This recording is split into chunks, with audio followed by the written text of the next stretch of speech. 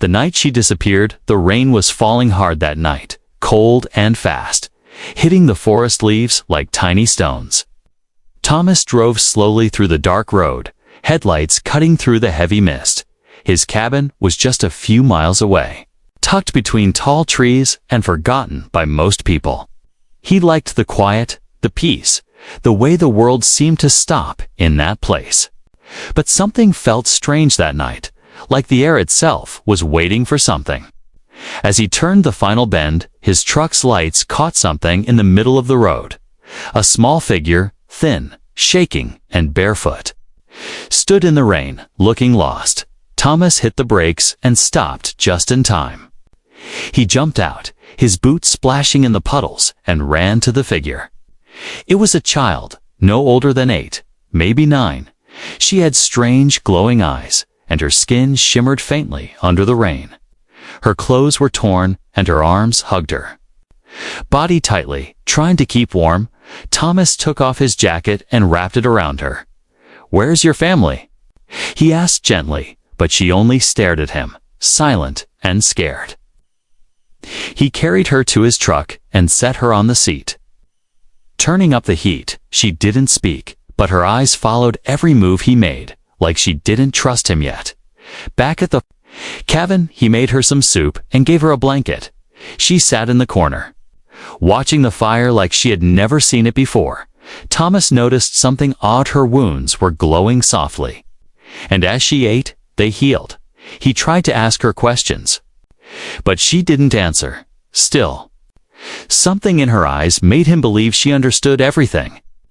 That night, Thomas couldn't sleep. He kept checking on the child, making sure she was still there.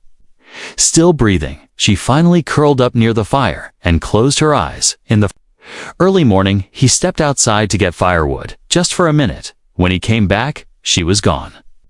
The blanket lay crumpled on the floor, the soup bowl still warm. He searched the forest, yelling her name even though he didn't know it. No tracks, no signs.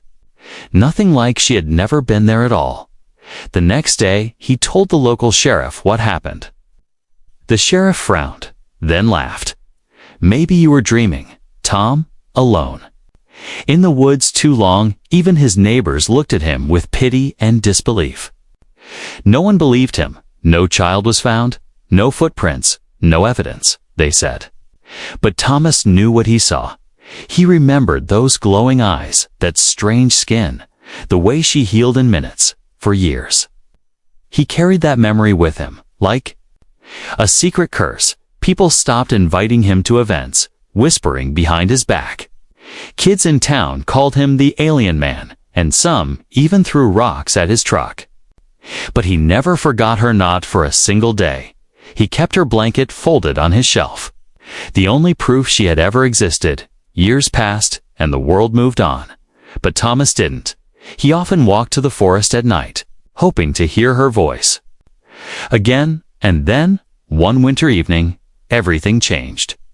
He was chopping wood when the sky lit up a strange blue flash. Silent and sudden, a crackle of static filled the air, and the compass in his pocket began to spin wildly. His radio turned on by itself, whispering strange sounds he couldn't understand. Then, a voice, soft and scared, called out from behind him. "Thomas!" He froze, his heart thudding in his chest. He turned slowly, and there she was, standing in the snow. Older, taller, but still the same glowing eyes. She looked tired, her clothes torn again. Blood on her forehead, she fell into his arms and whispered, "They're coming, and I don't know who else to trust." Thomas held her tight, his mind racing. She was real. She had always been real, and now she was back. But what had she brought with her? Thomas locked the door behind them, his hands shaking as he turned the bolt. The alien child, no, not a child anymore, was curled up on the couch, her knees pulled close to her chest. Snowflakes melted on her silver hair, and her eyes stared into the fire like it held the truth. He wrapped a blanket around her, but she didn't speak at first. Only after a long silence did she whisper, I'm not from where you are, I know, Thomas said softly, sitting beside her. But where? Are you from, really? She looked up, her eyes shining like moons. I was born in the stars, but made on Earth? Thomas blinked. What do you mean? My name is Leva, she said slowly, as if saying it out loud for the first time in years. They made me here, in a secret lab, with DNA from two races, yours and mine. Thomas stared at her, unsure what to say. She touched the side of her neck, where a faint blue line pulsed under her skin. When I was little, I escaped, she continued. I didn't understand who I was, but I knew they wanted to keep me locked away. And that night, Thomas whispered, remembering the rain. And the fear, you found me? Yes, she nodded. And they followed me. Thomas stood up and began to pace, his mind trying to catch up. They? He asked. Who are they? Leva hesitated, then said, the ones who made me, the ones who fear me, because of what you are. She nodded again. I carry something inside me, something they lost long ago. She opened her palm, and a tiny blue light floated. Above her skin, it shimmered like liquid and hummed softly. This is called the seed of memory, she said. It holds the history of my people. Thomas watched in awe, the blue light reflecting in his eyes. I don't understand, he said. Why give it to you? Because they wanted to erase the past, Leva whispered, and I was created to protect it. Suddenly, a sharp beep came from Thomas's old compass. It glowed and opened by itself, revealing a small chip hidden inside. Leva's eyes widened. That's a locator shardits from the same lab. Thomas took a step back, shocked.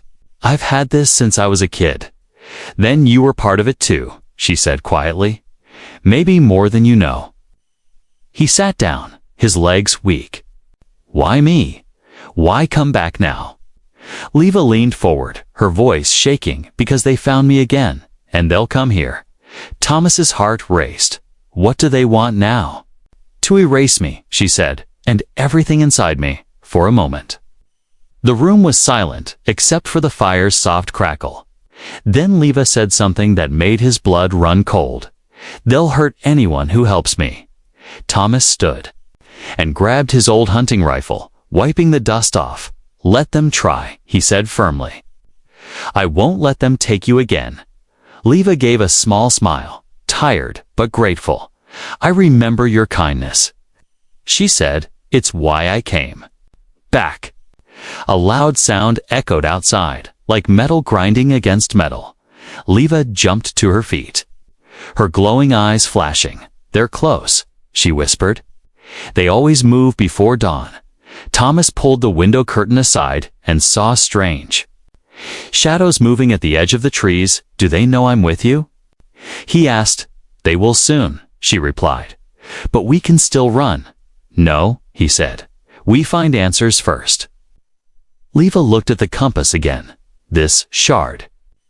It can lead us to the truth, to a place where everything started.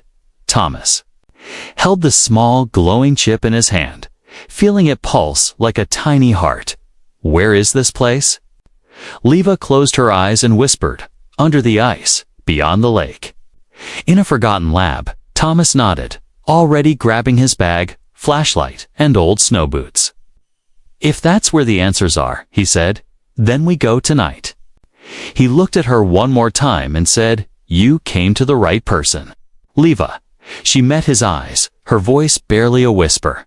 I hope so. As the two stepped out into the snow, the wind howled like a warning, but Thomas didn't care. He had waited years for her return, and now he had a mission. He was the only one who believed her then, and now he might be the only one who could save her. The snow crunched under their boots as Thomas and Leva moved deeper into the woods. Cold wind blew hard through the trees, and the moon peeked from behind thick clouds. Leva held the compass shard close to her chest, feeling its pulse grow.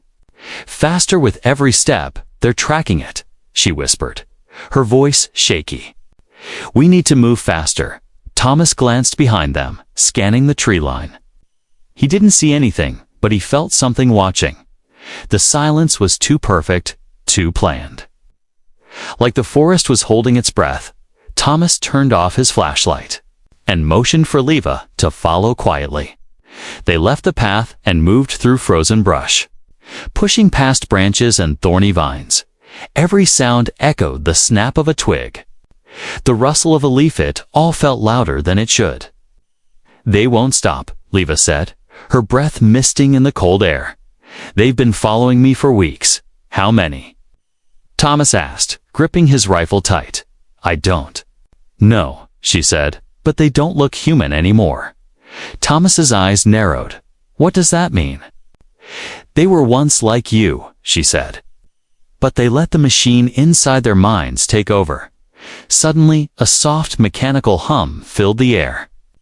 Thomas pulled Leva down behind a fallen log just in time. A black drone hovered silently above the trees, its red eye scanning left to right. They held their breath as the drone passed overhead, its light barely missing them. When it was gone, Thomas exhaled. "We're not alone out here." Leva's hand trembled as she pointed northeast. "That way, by the frozen river, there's a cave." They ran through the trees, ducking under low branches, sliding across patches of ice. Thomas could feel the heat of the adrenaline rising in his chest. Leva tripped once, falling hard, but Thomas helped her up, holding her hand tightly. "They weren't just chasing me," she said. Between breaths, they were studying me. Thomas looked at her with worry. "What did they do to you?" "I don't remember everything," she said, "but I see pieces, straps, cold lights. Voices that didn't match the mouth speaking." A sudden screech echoed behind the metallic. Inhuman, like something ripping through steel. "They found us," Leva said, eyes wide with fear. "We have to reach the cave." As they neared the river, they saw the frozen surface glowing faintly blue. Thomas spotted the cave entrance hidden behind thick icicles and dragged Leva inside. They slid behind a large rock, catching their breath. Outside, black shadows moved, their shapes tall and bent in unnatural ways. Thomas peered through a crack. Watching the creatures move, they had helmets with blinking lights, but their skin was pale and stretched like old rubber. One of them stopped, sniffing the air like a beast. "They smell my DNA," Leva whispered. "They're programmed too. Find what doesn't belong." Thomas touched her arm gently. "You belong here more than they do." He looked at the cave wall covered in ancient carvings. Not human, but oddly familiar. Leva traced a symbol with her finger, and suddenly a blue circle lit up beneath them. The floor shifted, revealing a hidden tunnel. Thomas looked at her, amazed. "How did you know?" "I don't know," she said. "It's like my blood remembers." They climbed down, the tunnel glowing softly with alien light. Behind them, they heard metal footsteps approaching the cave. Thomas moved quickly, sealing the tunnel door with a large switch. The light faded, and they were swallowed in silence. Leva leaned against the wall, breathing hard. "They won't stop." "Thomas, I know," he said, "but now we have the advantage." She looked up, confused. "What do you mean?" "They think we're running scared," he said. "But now we're going where they don't want us to go." Leva held the compass shard again, and it glowed brighter than ever. "The signal is stronger here," she said. "We're close to something important." Thomas nodded, his jaw tight. "Then let's find it before they do." As they moved deeper into the tunnel, a warm light began to fill the space. The air smelled clean, like spring water and metal. Walls lined with alien technology pulsed softly, like veins under skin. Thomas stopped at a metal door covered in alien script. "Can you read it?" he asked. Leva nodded slowly. "It says, Project Bridge Memory Seed Protection Vault." She looked at Thomas with wonder. "This is where I was made." He stared at her in silence, the truth slowly unfolding like a dream. "And then?" he whispered. "Then this." This is where we find out everything. Outside, far above, the hunters began to dig. But they were already too late. Thomas and Leva had entered the heart of the secret. And they would not come out the same again. The tunnel grew wider as they walked deeper. The walls turned from rough stone to smooth metal, glowing with soft blue lines. Thomas brushed his fingers over the surface. It felt warm. Like skin, Leva moved ahead, guided by instinct more than memory. "This place," she whispered. "I don't remember it clearly, but my body does." The compass shard pulsed faster in her hand, leading them to a sealed door. Thomas stepped forward, brushing dust from the surface, revealing a strange symbol, half human, half alien. Leva pressed her hand against the symbol, and the door responded. It hissed, releasing steam as it slowly slid open. Beyond it was a large room, round and filled with strange machines. Screens floated in the air, flickering with static and alien code. In the center stood a tall glass tube, cracked and dusty, filled with dried fluid.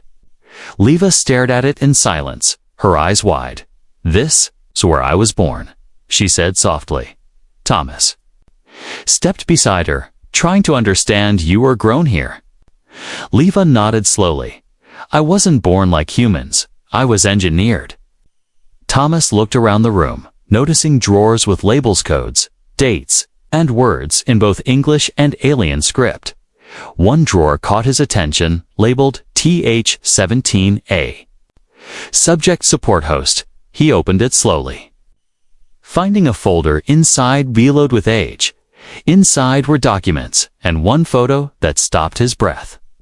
It was a picture of him, much younger, maybe 3 or 4 years old, standing beside a woman who looked just like him but with strange, silvery eyes. Thomas sat down hard, gripping the photo tightly. "This is my mother," he whispered, "but I've never seen this picture in my life." Leva looked over his shoulder, her face pale. "She's not just your mother," she said quietly. "She was part of the project." Thomas flipped through the papers, reading the files in simple terms. Thomas Hale, hybrid compatible. DNA matched with specimen L7A, approved for future bonding. "What does this mean?" he asked, voice cracking. Leva looked at him with tears in her eyes. "You were chosen too.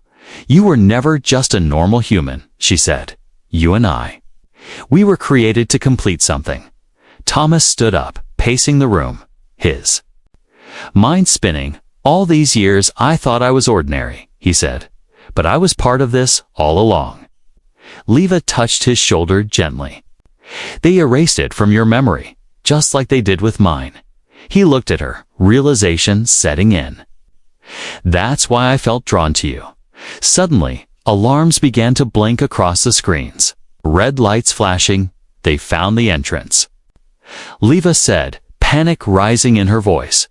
Thomas grabbed a control panel, flipping switches until a hidden wall slid open, revealing a narrow passage. "This way," he said. "We can't let them destroy what's in here." Leva paused before leaving, reaching toward the central glass tube.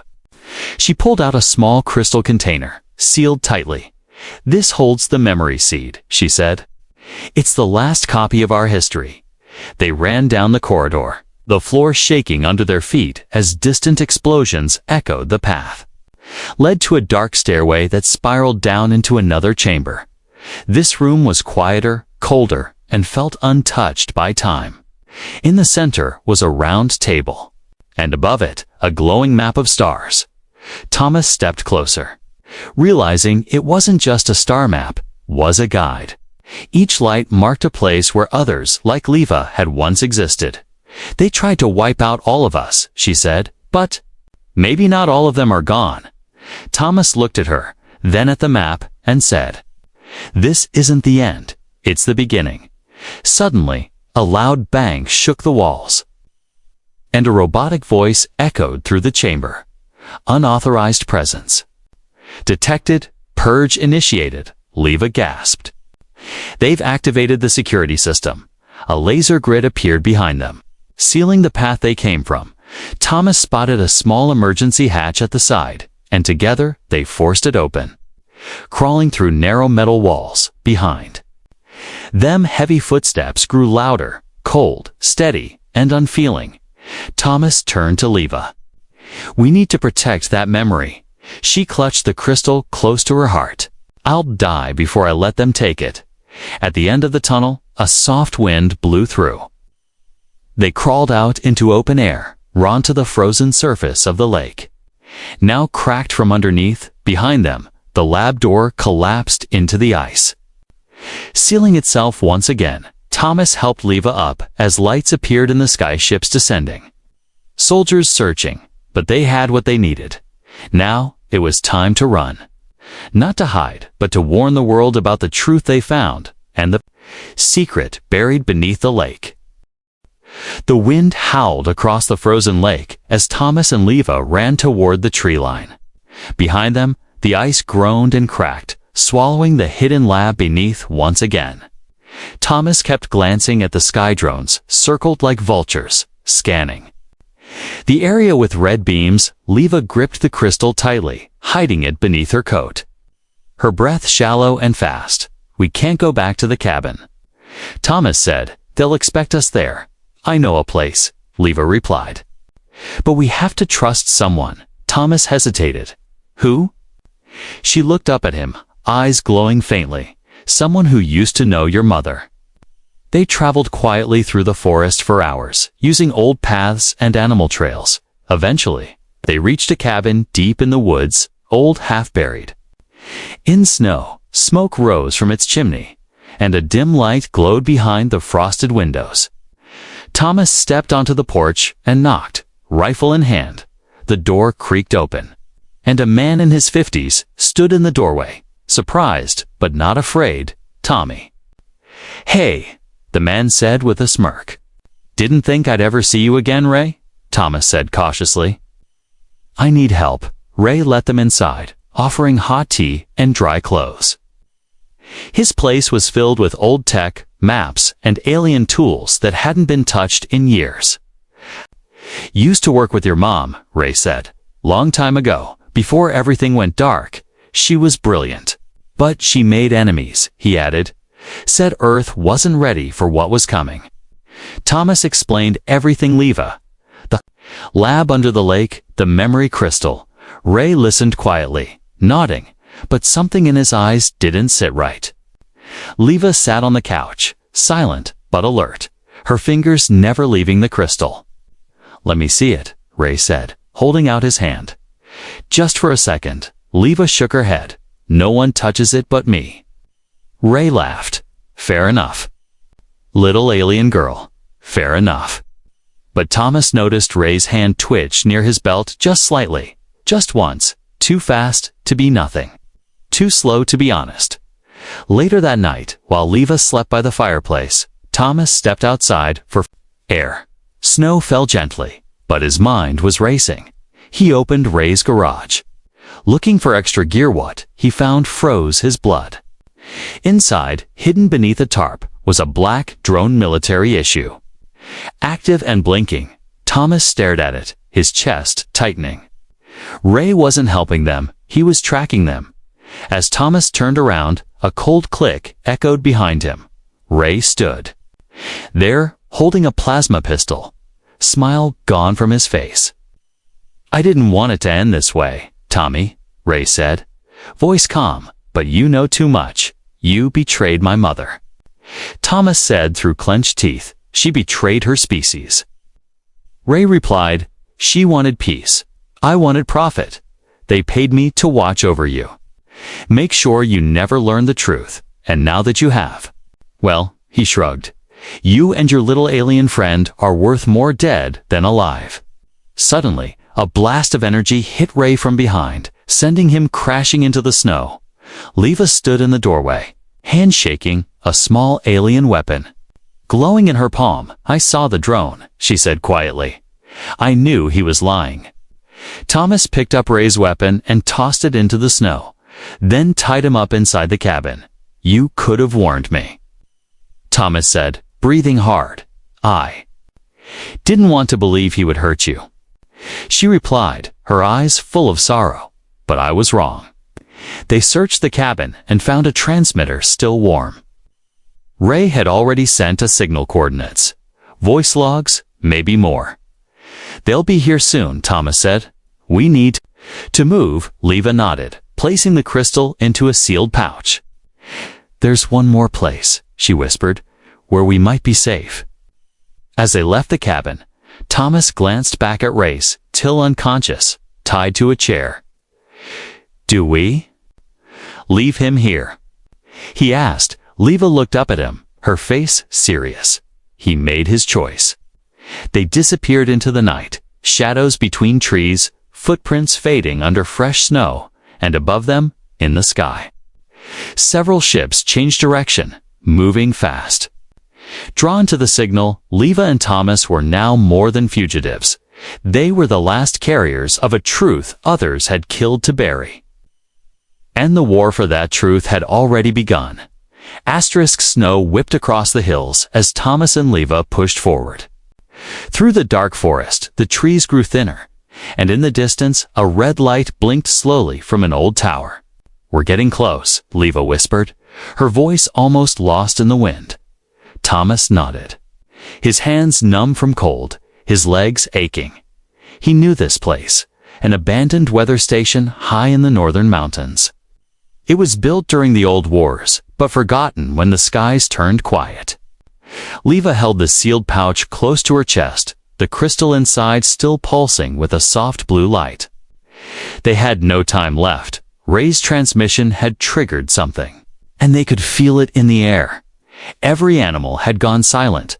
The sky shimmered unnaturally, and static filled Thomas's old radio inside the station. Everything was covered in frost, wires hanging from the ceiling like vines. The walls were lined with broken monitors and shattered glass, but the main signal console was still intact. I can use this to send a message, Leva said. Brushing snow off the panel, not just to Earth, but beyond, Thomas raised an eyebrow. To who? To them, she said softly, the others like me. The ones who were hidden, scattered, maybe still alive. She inserted the compass shard into a small slot, and the console lit up. A low hum filled the room as the old system connected to something bigger. Something not of this world. Suddenly, symbols floated in the air. Alien language swirling around them. Leva closed her eyes, her lips moving as she translated the codes. I'm unlocking a frequency only hybrids can reach, she explained. It hasn't been used in decades. Thomas stood at the window. Watching the horizon in the distance, black shapes began to appear.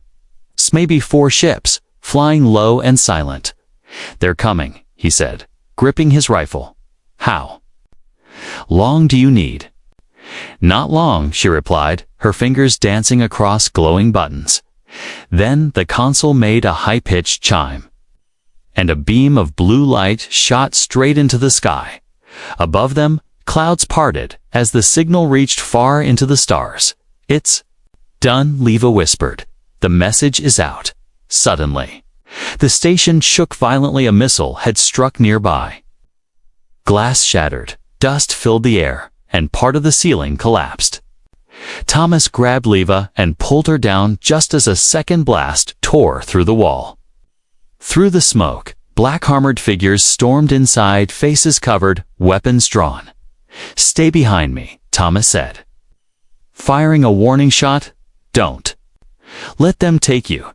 The attackers moved fast, using sonic pulses to stun, not kill.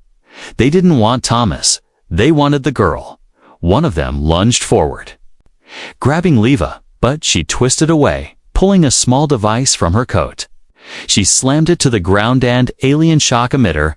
A burst of energy knocked the soldiers back.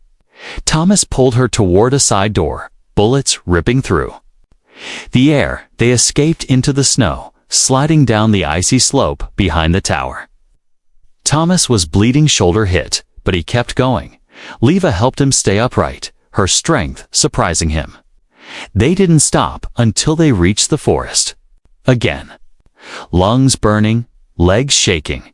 Behind them, the tower glowed with fire, the signal still beaming into the night sky. "We did it," Thomas gasped. "We sent the message." Leva nodded, tears in her eyes.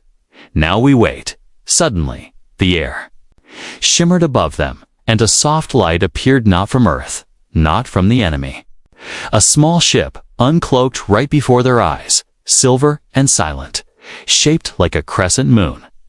The door opened, and out stepped a tall figure, female, skin silver blue, eyes glowing softly like Leva's.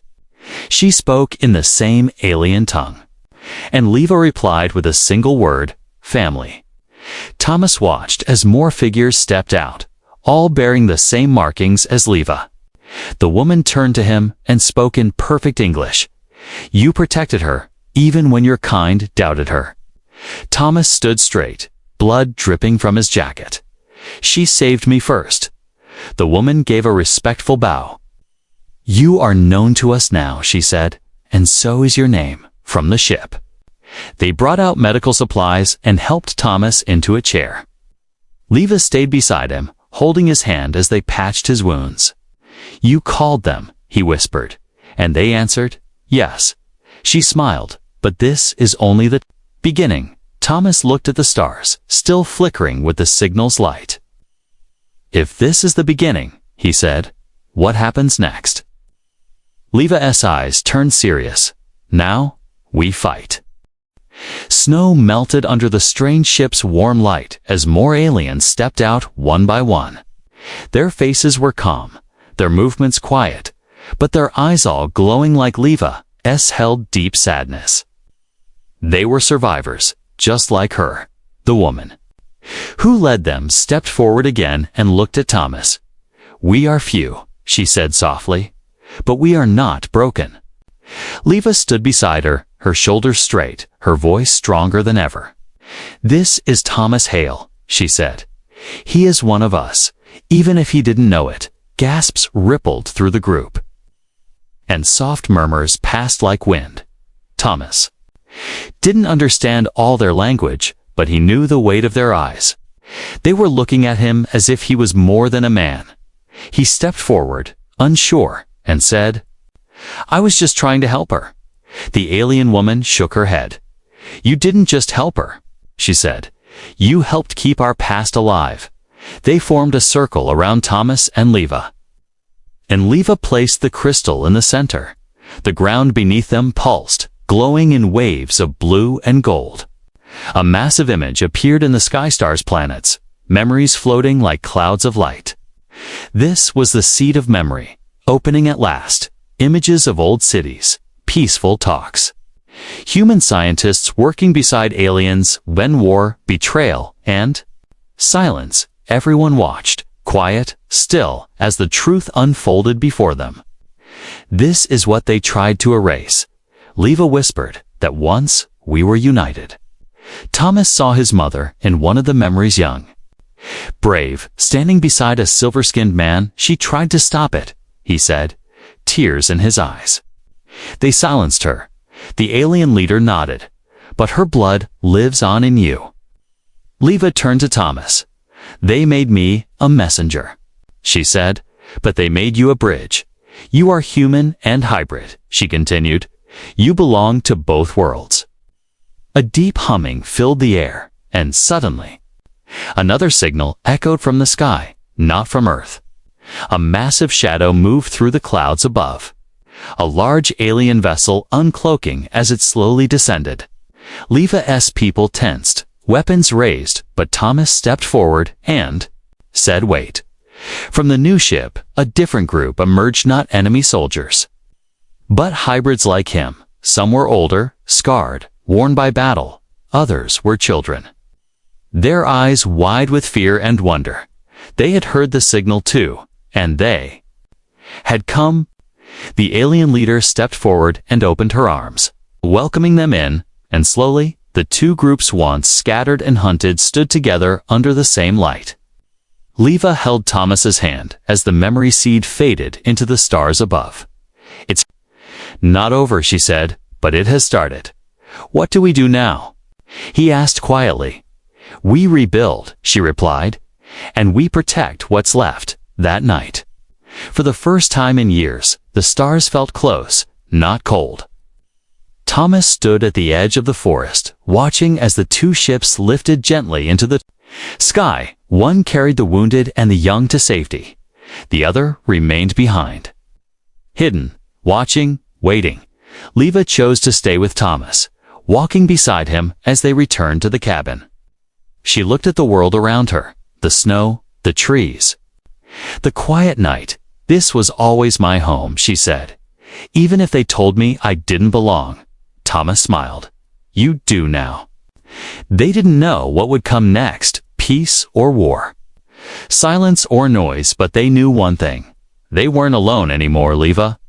The girl no one believed was real was now a symbol of truth, and Thomas, the man who once doubted himself, had become the protector of something greater. Two worlds had met, not in fire, but in memory. And it all began the night she disappeared. Now, she was home, and the world would never be the same again.